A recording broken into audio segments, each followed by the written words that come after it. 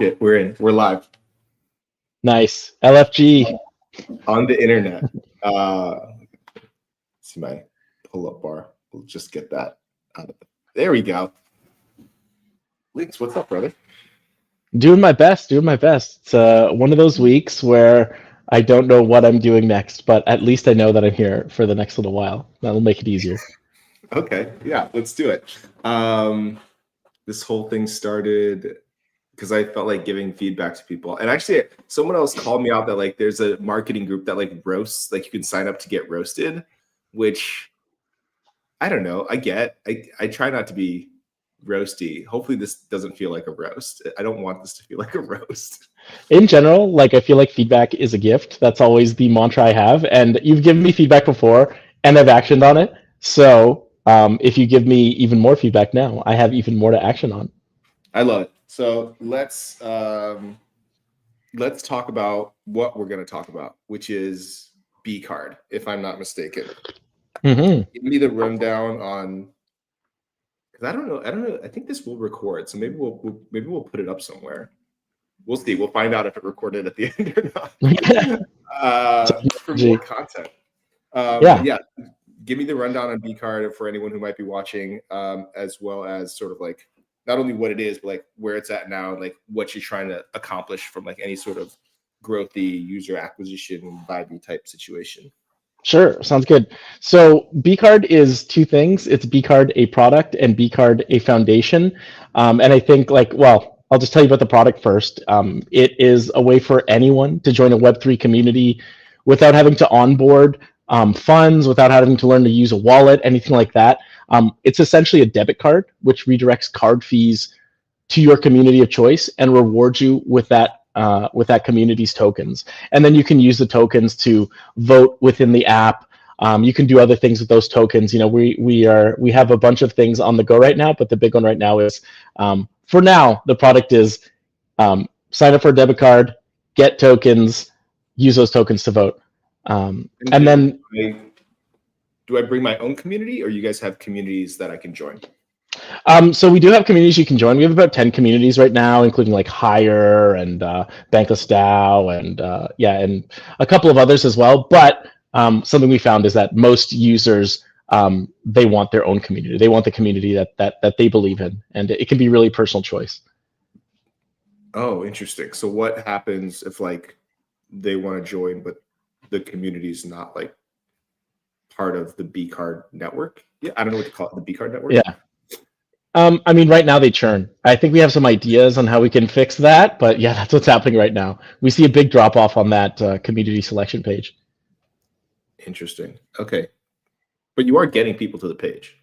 Yes, absolutely. I mean, we are, and I would say it's one of our weaknesses is that kind of top of funnel. We've spent a lot of time on the other side of the funnel, really like re-engaging people who've already started using the card, because one of their communities is in it, and they're already kind of bought in some ways. And so I would say it is probably our weakness on the top of funnel side, even though we do have people kind of dripping in, but always would be better to have more. Yeah. Something just hit my window, and I have no idea what it was. Maybe that's a good thing. Maybe someone's trying to sign up for B card. Yeah. My funnel's not working if that's how they're trying to get in. Get me in the fucking program. Well, it's a pleasure to have you. Thank you. Yeah, thanks for having me. Yeah, I'm very excited to look at some stuff. What would be, how do we phrase this? What would be the most interesting thing you think to look at? Like it could be like the most helpful, like either what's working the best or what's working the worst, or maybe the most demonstrative of like what's happening at B card right now. Let's put it this way. If I was someone listening to the stream or watching it and I wanted to learn about B card, where's the first place you would send them? I would send them to our website, which is getbcard.io. It's probably the best place to learn about us. And at the same time, it's not that great. I guess I would probably, now that I'm thinking about it, send them to our community call. And now that I'm here thinking about what is the best place to send people, I realize that I should probably have an answer to that question immediately. This is how we learn. This is like 5-check feedback. Like this is how I think about things, right? Which is hopefully helpful and informative to how, if you think I'm good at my job, you might think about things, or at least a different way to think about things. But let's go to bcard.io for now, because that's yeah, getbcard.io. Getbcard.io. All right, and then I'm still learning about screen sharing because I know I feel like you're going full boomer beard. I respect it. It's actually my winter beard. Yeah, I love So it. in the summer it'll be gone, but yeah. Okay, cool. That screen share worked pretty well. I'm assuming you can see it now too. Yeah, I can see it. All right, support your community with every swipe. So, and we are under the guides here that like this could use improvement, and like maybe where this could use improvement would be helpful. Yeah, I mean, in general, I know it needs improvement. And I will also say one of the things that has tripped me up, or I've realized has tripped me up in the past, is that we have a couple of products. We have like, let's say 4 products kind of on the go right now. bcard, the product that I just described. We have something called Taxman. We have something called like an endowment fund that we're kind of working on, which is like a proof of concept, but has been doing like relatively decently.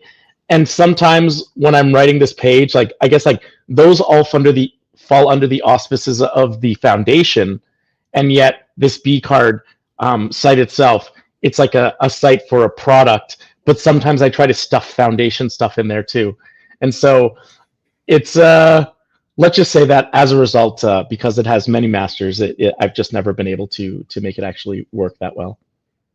Okay, I love that. There's actually, and there's people hopping up here. I've been having too much fun chatting. What's up? Yes to Mikado, boy Zach Harris. Looks like you dropped the link.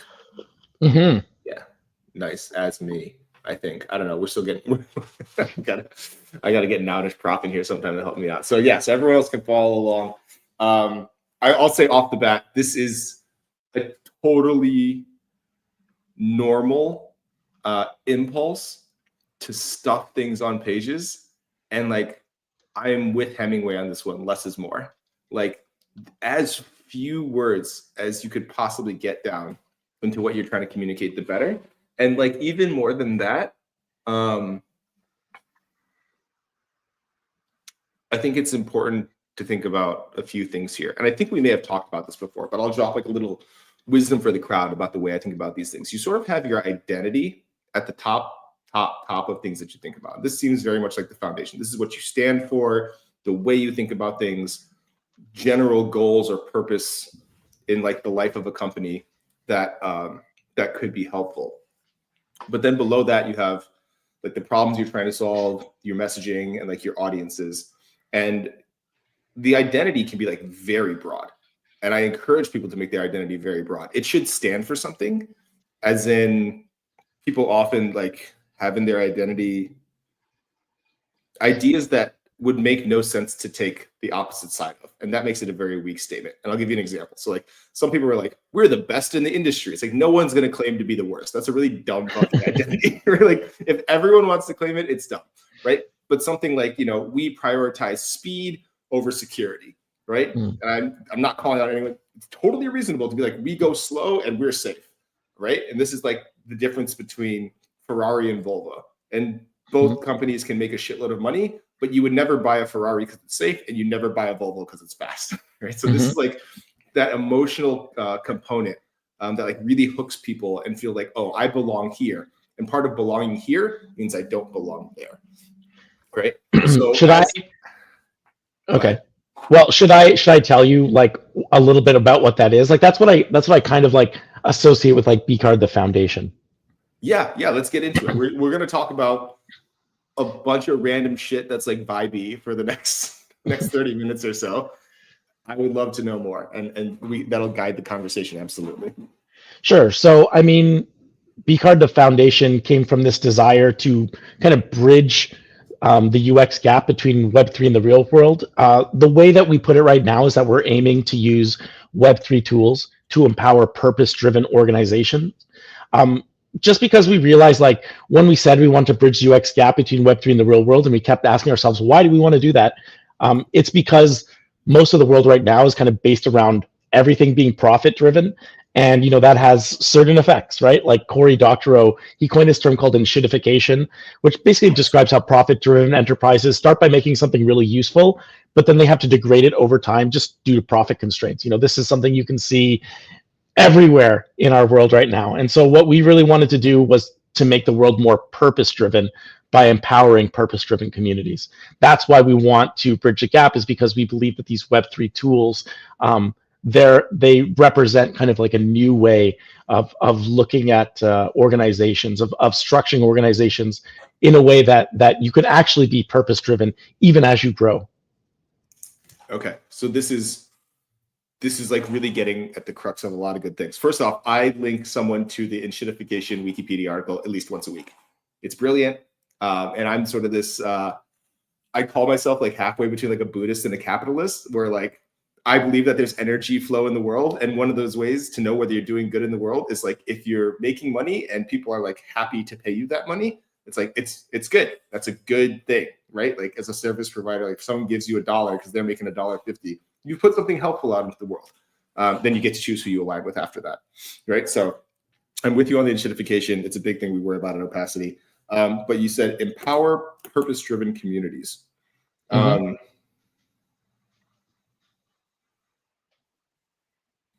It's important here to bifurcate purpose and identity, right?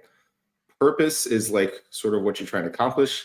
Identity is more of like what you stand for, trade-offs you're willing to make, things that make you different than anyone else. Because there are probably other people or groups of people, foundations out there that are trying to empower purpose-driven communities. That's not a bad like mission statement, but it isn't really an identity. It doesn't describe who would choose you over a competitor doing something similar, right? And maybe they don't have like a debit card, but maybe they have DAO tooling or something like that. Right? It's like maybe for example, like, and you don't have to take this, but to give examples that are concrete that might resonate, it's like there could be people who are trying to empower purpose-driven communities, but they believe that everything should live on chain, right? Okay. Like, yeah. Clearly, you guys don't have that. Clearly, you guys have more of an ethos of like, we want to meet people like where they're at, right? Like we want to give something that's useful today. Bridging the gap is one of our values. It's like we're all about bringing that. Yeah. Right. So those are the types of things that should be in your identity. And when you have those things in your identity, then you start to realize who your audience is and what problem you're solving for them, and then how to message that problem. Right. So let's just go down. Let's go down the list real quick. And what's up to everyone joining the stream? The dawufi does product strategy. And honestly, I also super co-sign write drunk, edit sober. If you ever see me like fleet storming, I'm bringing fleet back. I don't think it's casting. I think it's fleet. You see me fleet storming in the middle of the night. I've definitely had a couple. Some of my best bangers came from cast drunk, edit sober. but regardless, I digress. So the identity, let's call it, we're here to, meet users where they are, right? As opposed to dragging them to Web3, which is like a very different ethos. And not that one's better than the other, but clearly you have the ethos of like more one than the other. Yeah. So, certainly we want to bring new users into crypto. Like we're less interested with serving the existing crypto market. I mean, we need to, like we want to, but they're secondary to creating something that people outside of the existing space can use. And this is perfect, right? Versus like hardcore DeFi projects, which are like, we want to serve people who are already on chain pretty much, right? Think about any project that like you need 7 fucking steps to bridge all this cross-chain bullshit. They're clearly not trying to onboard new users. You guys clearly are. Like, we believe that we are a driving force for the adoption of like better economics through like Web3 rails, right? Like that's a really good piece of an identity that will like resonate here, right? Because if you look at this and like, let's come back to the screen for a second. Support your community with every swipe. has nothing to do with crypto, has nothing to do with how easy it is to onboard, and has nothing to do with bridging the gap, really, right? And I'm not saying it has to have any of those things. We could like workshop the identity a little bit more too, but you're starting to hopefully see why the message, even though it's true, might not resonate emotionally with the people that you're trying to reach. Does that make Yeah. sense? Yeah, absolutely. Absolutely. I feel like supporting your community is like something that we maybe like, even for myself, like I don't feel an emotional connection to that, but it's kind of like, oh, if you do this, then you're kind of like in some ways.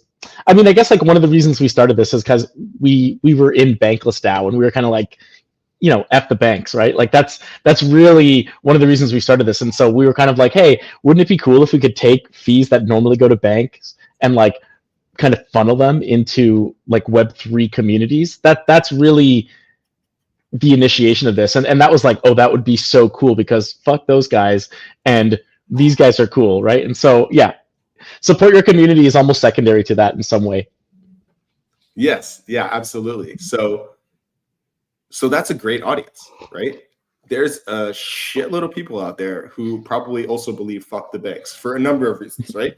Plenty of people in America who are like, whether it be anti-capitalist or whether it be they just like got hit with too many overdraft fees, right? There's those type of problems. Then there's the straight up like corrupt banks in like other countries where it's like you don't feel safe keeping your money there. That's a great like emotional problem.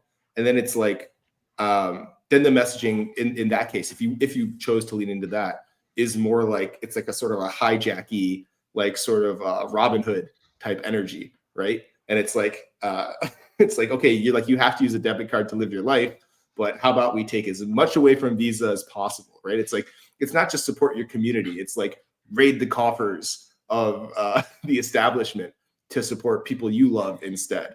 And like Yeah. that, like condensing that down is difficult, but it's a good idea to think about those things when you think about who your like North Star customer is. That when they get a card, like they're gonna love it day one. Okay. Interesting. Yeah, you'll notice that the name on the card is Robin Banks, and this was really, from that original kind of idea. I love it. It's just it's clearly a little mishmash right now, and that happens when you don't have, to be blunt, someone like me like reminding everyone like, hey, that's not our message, or like, hey, that's not our target audience, or like, hey, that has nothing to do with our identity, right? Like, you need those reminders often as you build things. I think that's a lot of the value of what a good like growth marketer or someone like that would bring to the table, hypothetically speaking. And like, what does it look like? Like what is what are the, if I have a strong identity, how does that look to the team? Like, do we have like certain things that like, I guess like one of the issues I've had is that I sometimes feel like we have an identity that's not written down, or there's a couple things that maybe internally the team knows, but when we want to share those kind of externally, that's a little bit more difficult. Yeah, absolutely. So I really sort of urge against like sharing your identity publicly. It should come through automatically in the messaging. But this is a really good chart that I like. That's great for workshopping internally, like who you are and and what should be expressed through everything. So I'll tell you that, like, well, maybe we'll just go to some examples is better. Come on. So we did go through one of these exercises in the past, and we ended up with like magician jester, or rather jester magician, or something like that. But I'd still love to hear examples because it never felt quite right to me. Like this before.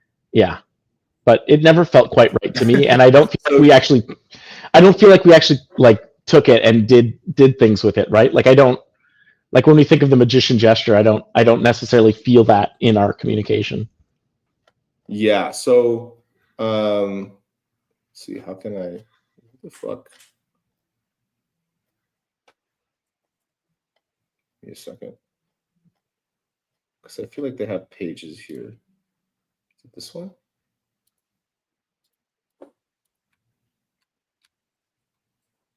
Can I not zoom in, motherfuckers? Brutal. Hold on. Let me go to another website.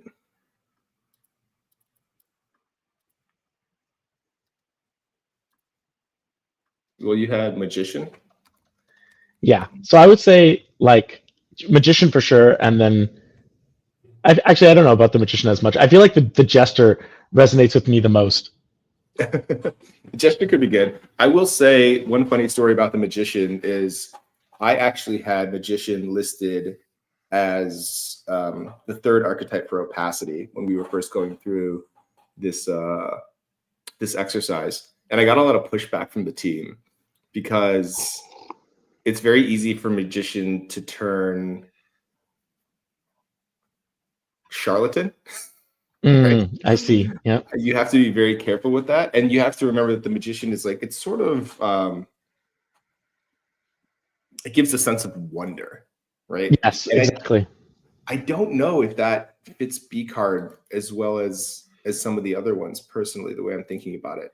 The other thing that's very easy to mistake is I very much see you as a jester. So I could see you personally relating to the jester, but I don't know if attacking the banks, disrupting the banks is like, it's not funny. You know what I mean?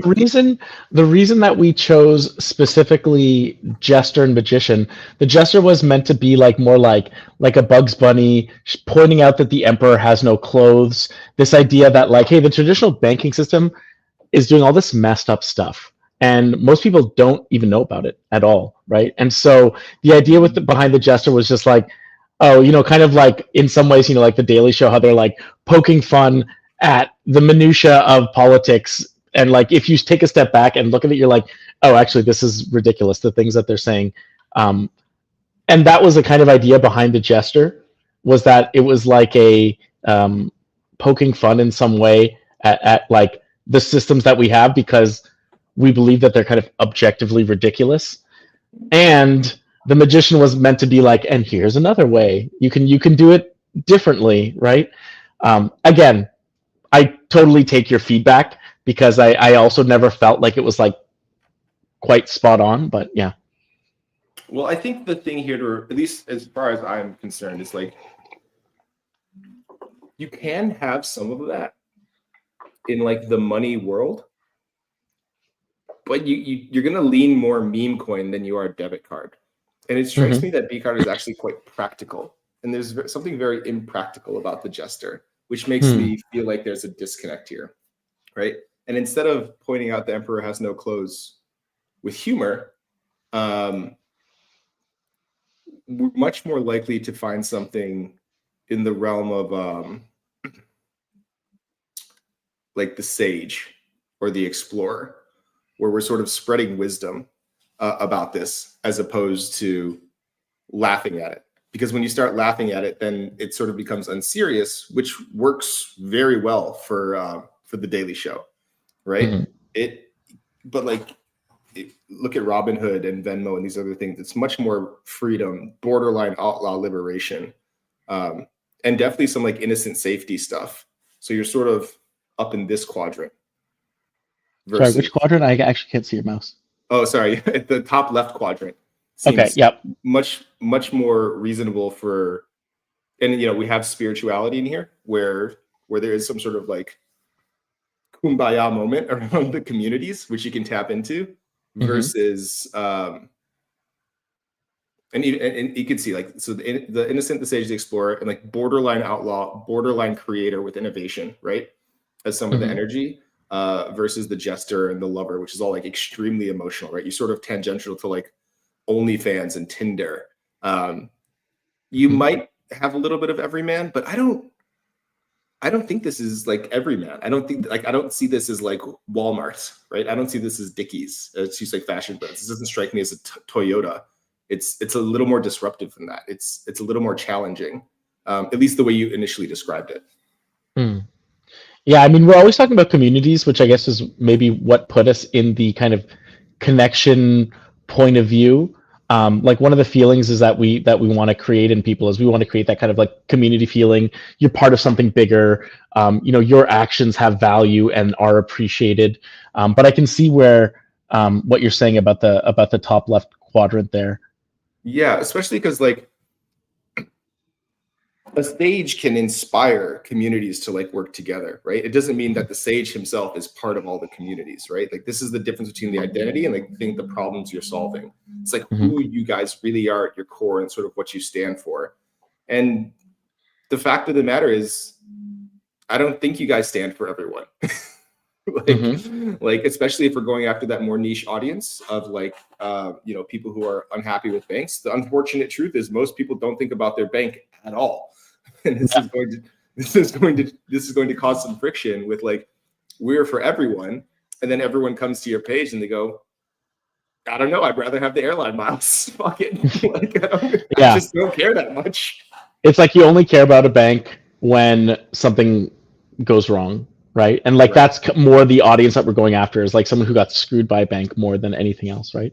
Yeah, and then you end up in that safety, understanding, freedom quadrant much closer than you do belonging to everyone, because the fact of the matter is, like Chase is for everyone. You know what I mean? Yeah, exactly. Like HSBC is for everyone, even drug lords. You know what I mean? Like HSBC is really for everyone. Later, Zach. Illusionist tricks, exactly. So you start to see that like even if people want to belong to their community, like that's not really what you guys stand for. And to your question about like what do you do with this?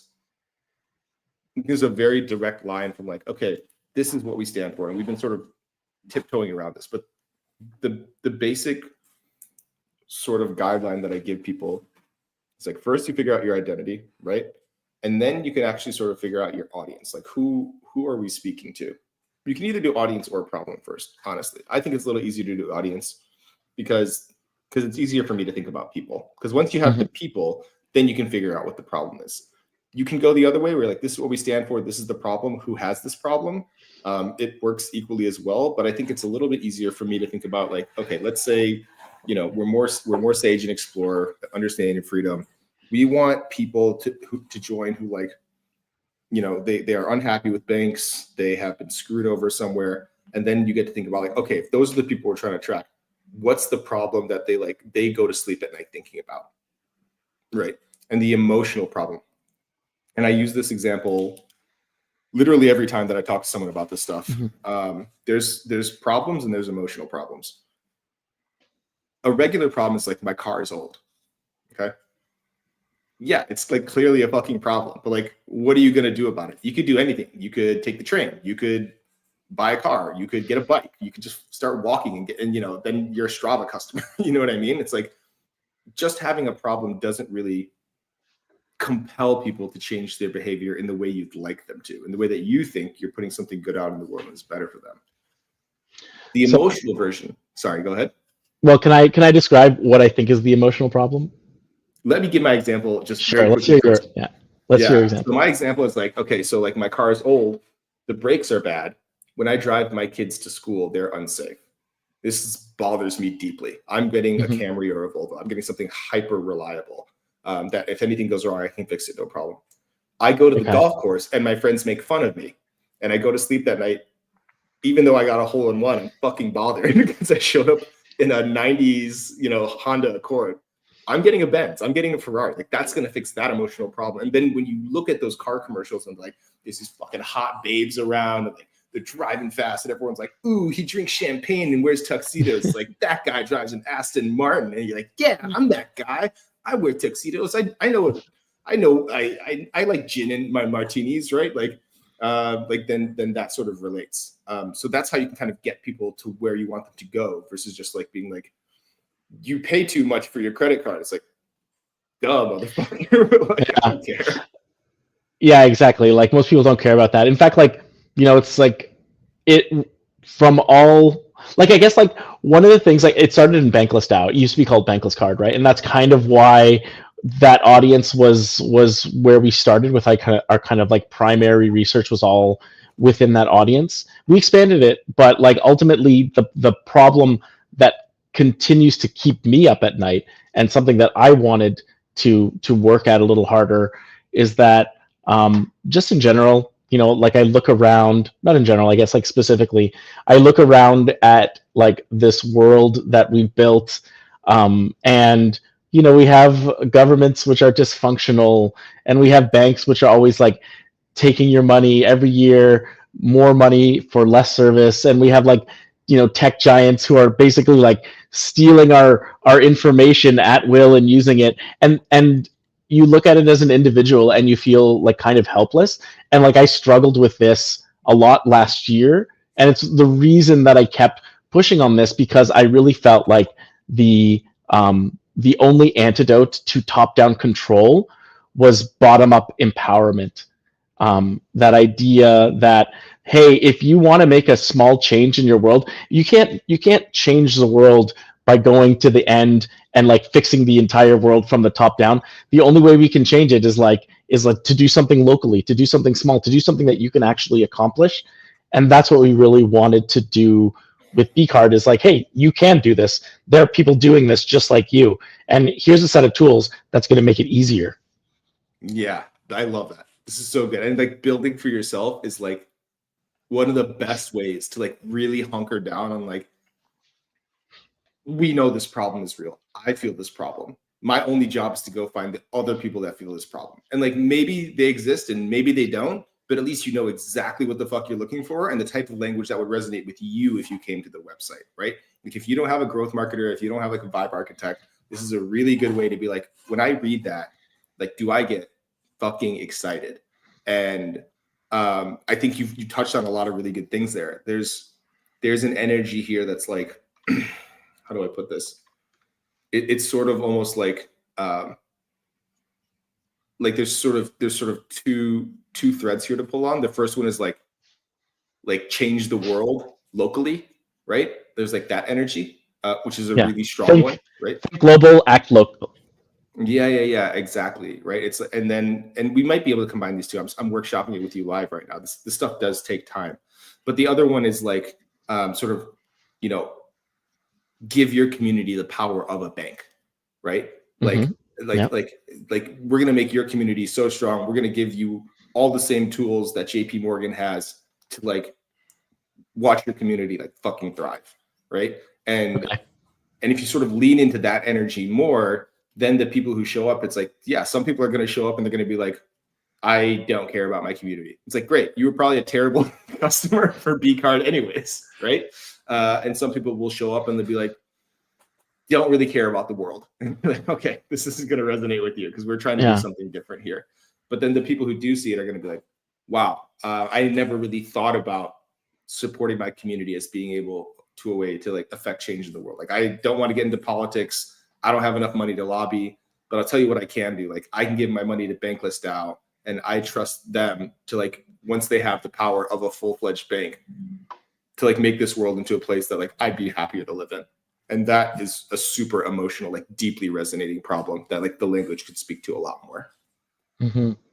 Okay, yeah, it's interesting too, because our another product that we're working on is an endowment fund, and it's basically like, again, like we're looking at these different financial fees. So every time you swipe a card, 1% to 2% fee, and then also like just like the financial interest that you can pursue. I heard someone say like in the end, rather than use the bank's products to make money, it's much better to invest in the bank themselves, because they are experts at using their own products. And I feel like I'm bringing that with us, is just like, can we use these different financial tools for our own benefit rather than for the private bank's benefit? Yeah, absolutely. Now we have something here that's like, bcard is like the new credit union. You know what I mean? Exactly. Yeah. Like if you're talking to people who like might want to bring the community, it's like activate the credit of your organization or something like that, right? Yeah. And then if one of these communities, one of these DAOs is like a network state, then bcard can basically provide each of your network state with like banking infrastructure kind of thing, like out of the box. Yeah, exactly. So we're getting to something like very interesting here, where it's like, true economics for network state communities, right? Something like that, right? And like 99% of the world's not going to get that, and 1% of the world's going to be like super gassed on it, right? They're like, hell yeah, I have network state. I belong to one. I know I'm Gray Tribe, but my problem is all my banking stuff is blue. Yeah. And I would love, like, if I'm willing to wear a shirt, a gray shirt, and parade around with Balaji in San Francisco, I am more than willing to get a credit card that like says that too, because I think a lot about signaling and status, and like people pull out their credit cards. People will see the credit cards. You actually have a great form of marketing here, in the sense of like, you know, people split bills and checks and stuff like that, and they'll see it. But you want people to have like a very clear understanding when they're like, dude, what fucking card is that? And it's like, oh, Yeah. like I'm part of this group and like we bank together, right? Like bank together is actually a pretty fire tagline. Yeah, that's interesting. So one of the things is, because of all this regulatory uncertainty that we've been dealing with, we really tried to avoid any kind of semblance that like we are trying to be a bank in any way, that we're trying to like, so like we couldn't call it bankless card, for instance, because that's just not allowed, right? And so Yeah. unless we're a bank. I'll say this about great marketers too. If your marketer is not arguing with your legal team a little bit, like get a new marketer. Like, yeah, fair enough. You should want to push, like, I don't know. I just think about like Travis like dropping off Ubers, you know what I mean, or like Airbnb shipping cereal. Like sometimes you go for it, and you sort of ask for forgiveness instead of permission. Yeah, I'm not telling you to break any laws. I'm giving you my ethos on like how to acquire customers, and that's my job. And then you have to talk to lawyers and decide the exogenous risk. Is it worth it? Yeah. Yeah, exactly. And then sometimes you say it's not, and it's back to the drawing board for me. Cool, man. I don't know. Do you have any other questions for me? This is mostly what I wanted to get through. We're coming up on time. I don't want to like over hammer it. I feel like this is a lot of what I wanted to do and accomplish. I hope it was helpful. If you have any questions, I'd love to knock them out before we wrap this up. Yeah, I guess like I'm terrible at the whole kind of like top of funnel stuff. As I mentioned before, like people keep telling me that I should be like setting up my growth stack and setting up my growth dashboard and this kind of thing. And like, I guess like, you know, I've been marketing on Farcaster and Twitter and LinkedIn and all these kinds of different things. But I guess like if you're talking to someone who's resource constrained, doesn't have a lot of resources to do these things, resource in terms of time and money, how would you suggest that they like where should they start? Like what should they focus on? And yeah, like what's the kernel? Yeah, I would focus on working through the stuff that we all talked about. And yeah, it belongs in the document. The ones I draw up are 20 pages. It doesn't need to be that. Right? It can be a couple of bullet points on an identity where you can take the opposite stance and reasonably so that you know what you stand for, right? Audience and problem in any order that you see fit to demonstrate.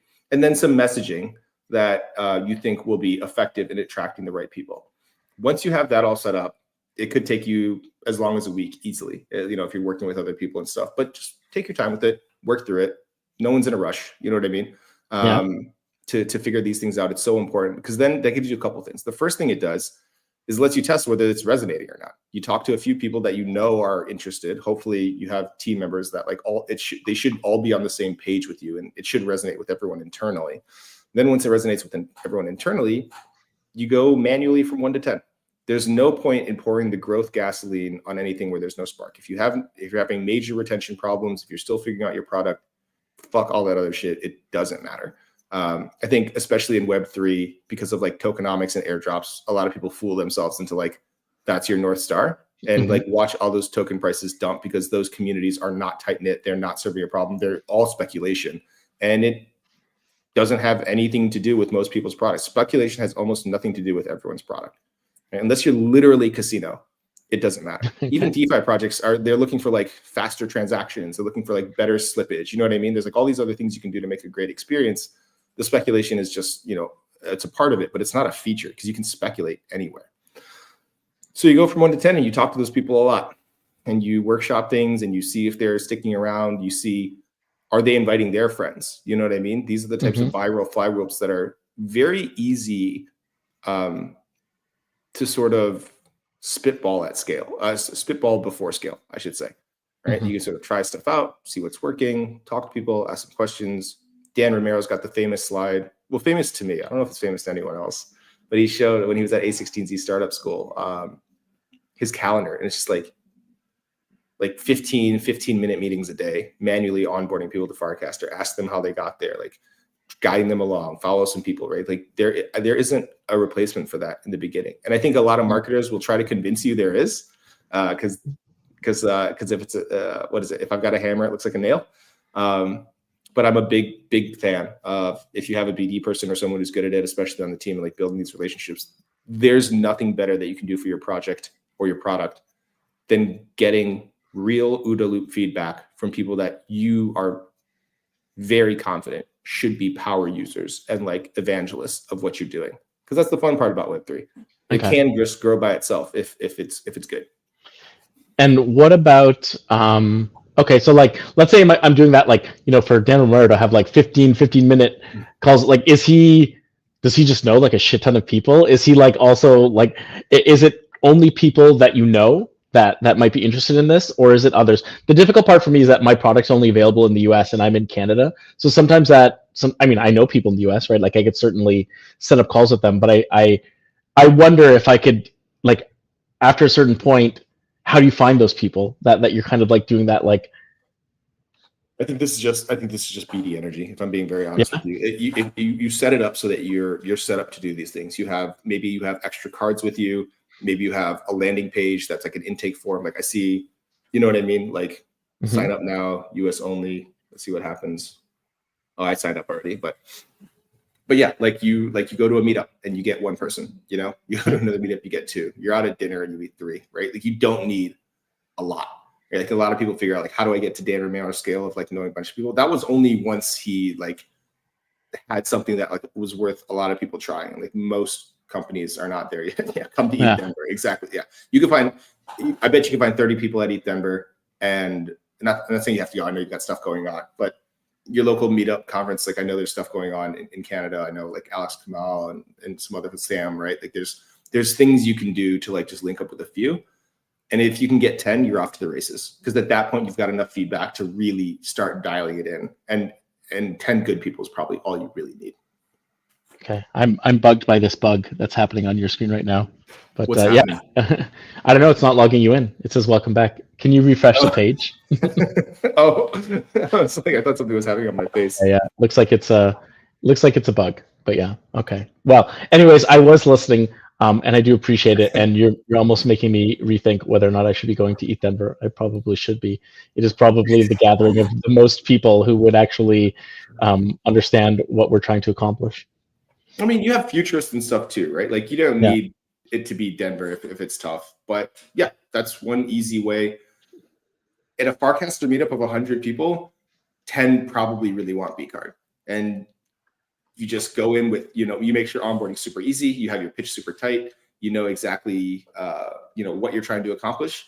And yeah, just kind of knock it out and see what happens. And if they all churn, then it's sort of back to the drawing board. Did we get the messaging wrong? Did we get the audience wrong? Does the product suck? You know what I mean? Like at least you have, you can ask them like, hey, why aren't you using this? Or like, would you refer a friend to this? Why not? Why? Like, what got you excited? Hey, we saw you referred someone. What made you do that? Like, what situation were you in?